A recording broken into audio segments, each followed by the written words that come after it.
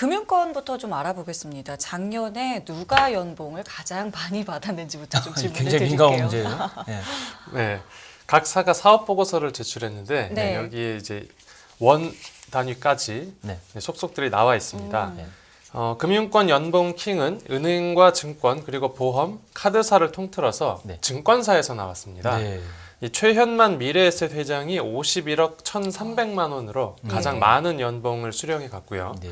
이어서 메리츠증권 최희문 대표가 약 37억 원, 네. 그리고 김기형 사장이 36억 원가량의 보수를 받아갔습니다. 네.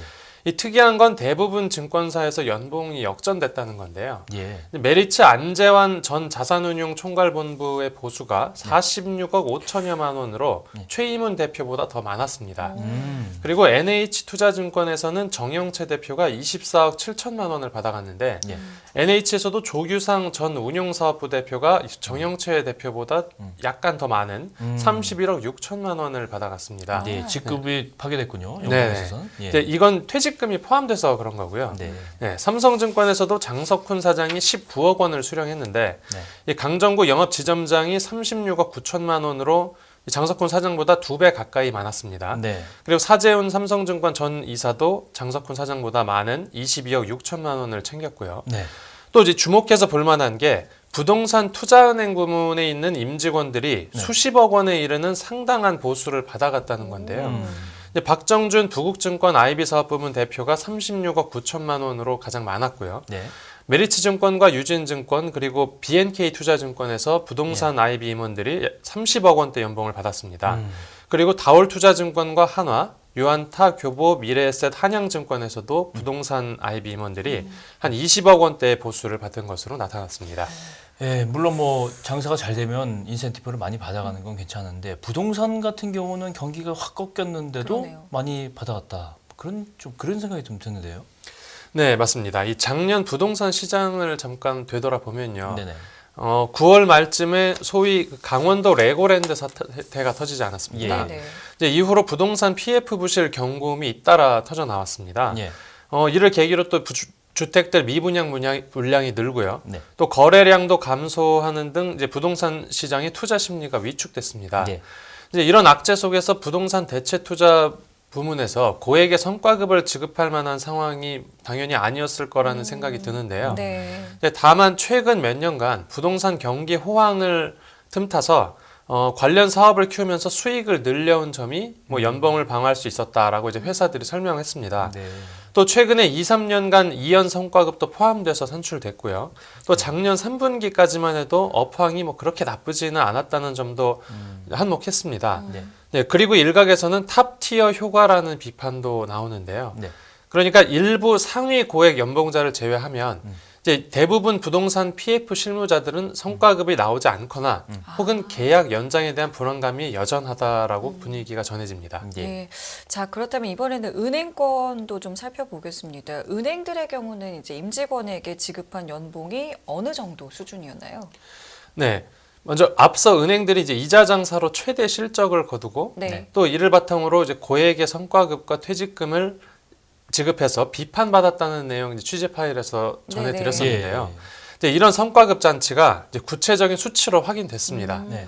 4대 금융지주 회장들의 연봉은 더하면 총 86억 8,800만 원 정도로 집계가 됐습니다. 네. 예. 각자 보면 많게는 18억 원에서 적게는 9억 원 정도의 연봉을 받은 것으로 확인됐는데요. 예. 그 중에서도 윤종규 KB금융그룹 회장이 18억 3,500만 원으로 가장 많았습니다. 예. 작년 3월에 퇴임한 김정태 전 하나금융 회장은 48억 원 정도를 수령했고요. 예. 네. 네, 현재 하나금융을 이끌고 있는 함영주 회장은 네. 조금 더 적은 이제 15억 3,300만 원의 보수를 받았습니다. 네. 그리고 이달 24일에 열릴 주주총회를 끝으로 이제 자리에서 물러나게 되는 손태승 우리금융회장은 12억 200만 원의 연봉을 받았습니다. 예. 또 마찬가지로 이번 달에 임기가 끝나는 조용병 신한그룹 회장도 네. 8억 5,100만 원의 보수를 수령했는데요. 예. 이 상대적으로 보수가 좀 적은 편인데 네. 이게 라인펀드 사태와 관련해서 음. 금융당국의 징계를 받은 뒤에 성과급이 유보돼서 그렇습니다. 아, 그렇군요. 네.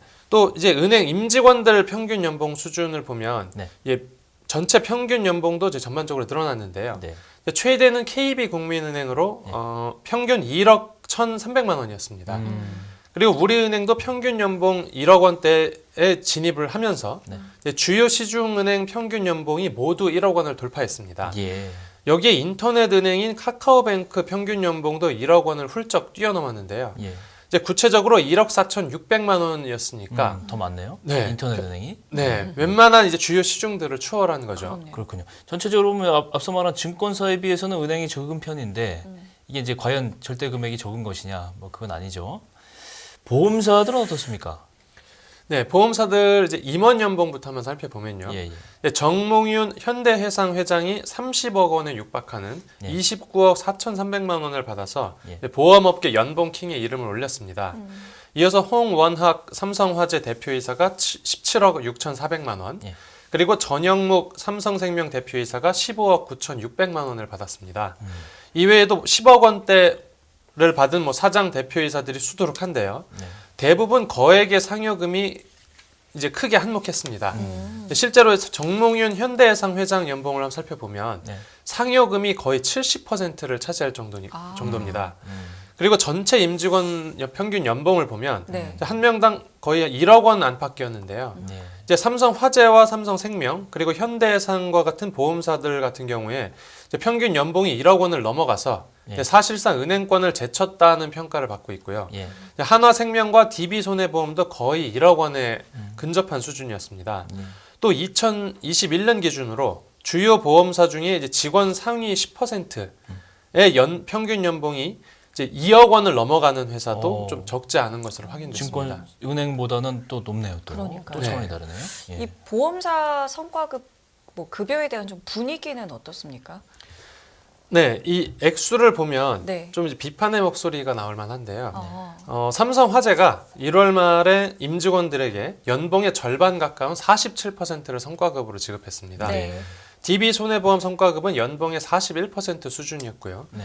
심지어 이 메리츠화재는 연봉의 60% 내외를 성과급으로 책정한 것으로 알려졌습니다. 예. 연봉 이미 절반을 넘는 수준이죠. 그렇네요. 네, 이 보험사들도 뭐 작년에 채권과 대출에서 뭐 역대급 이자 수익을 거둔 영향이라고 풀이됩니다. 그렇군요. 카드사도 마찬가지인가요? 네, 이 카드사를 살펴보면 카드사 연봉 킹은 예. 김대환 삼성카드 대표이사였습니다. 음. 연봉이 18억 600만 원이었고요. 예. 임영진 신한카드 대표이사가 연봉 12억 1,700만 원으로 그 뒤를 이었습니다. 그런데 이 삼성카드 같은 경우에도 지난해 역대급 실적을 올리면서 예. 연봉의 절반에 이르는 돈을 성과급으로 지급을 했고요. 네. 일부 카드사들도 작년과 비슷하거나 혹은 더 많은 성과급을 배정했다고 알려졌는데요. 어. 특히나 카드사는 작년에 카드 이용 한도를 축소하거나 신용대출 금리를 거의 대부업에 육박하는 수준으로 끌어올리면서 그랬죠. 네네. 네, 비판의 목소리가 더 컸던 적이 있었습니다. 네. 그래서일까요? 금융당국이 과도한 성과급 지급에 대해서 자제할 것을 요청했다라고 하는데 이 내용도 좀 전해주실까요? 네, 이 금융당국에서도 직접 팔을 걷고 나선 건데요. 네. 이 금융감독원이 최근에 이제 보험사와 카드사를 대상으로 임원들의 성과 보수 체계가 적정한지 점검에 나섰습니다. 그리고 이 점검 결과를 바탕으로 금융회사들의 과도한 성과급 지급을 자제하라고 권고할 예정인데요. 예. 네. 근데 작년에 증권사를 중심으로 부동산 PF 부실 우려가 커졌을 때 예. 이 정부가 채권시장 안정펀드와 같은 시장 개입으로 회사들의 좀 급한 불을 꺼주지 않았습니까? 그렇죠. 네, 이렇게 어려울 때 지원을 받고 이후에 상황이 조금 나아지니까 막대한 성과급을 지급하는 건 합당하지 못하다라는 판단이 작용한 것으로 보입니다. 네. 예, 금융당국은 증권사 PF 담당 임직원들을 대상으로 이 성과급을 분할 지급하는 이연 지급 제도나 네. 혹은 문제가 생겼을 때 성과급을 다시 환수하는 네. 클러백 제도 등이 제대로 이루어지고 있는지도 살펴볼 예정입니다. 그렇군요. 이게 보면은 과연 이게 인센티브를 장사를 잘하고 정말 해서 받아가는 건 저는 문제가 없다고 개인적으로 생각하는데 네. 과연 이 소비자 후생에 신경을 썼는가? 중소형 카드 가맹자들의 뭐 수수료 수익이라든가 예대 마진을 막대하게 본 거 없는가? 이게 좀 이게 이해 관리가 안 되면 결국 욕 먹을 수밖에 없는 구조 아닙니까? 그죠? 네. 이게 정부가 규제하고 또 사실상 독점적인 그렇죠. 산업 구조잖아요. 네, 이 부분에서는 굉장히 좀 계속 제도 개선이 좀 돼야 될 것 네, 같습니다. 그게 문제의 핵심입니다. 네. 알겠습니다. 오늘 이민재 기자와 취재 파일 함께했습니다. 오늘 말씀 고맙습니다. 네, 감사합니다. 수고하셨습니다. 금융투자로 돈 벌기 쉽지 않으시죠? 그런데 불가능한 것도 아니죠. 글로벌 IB 트레이더의 눈으로 본 더 넓은 금융의 세계, 그들의 투자의 기술, 정말 궁금하지 않으십니까? 여러분들을 응원합니다.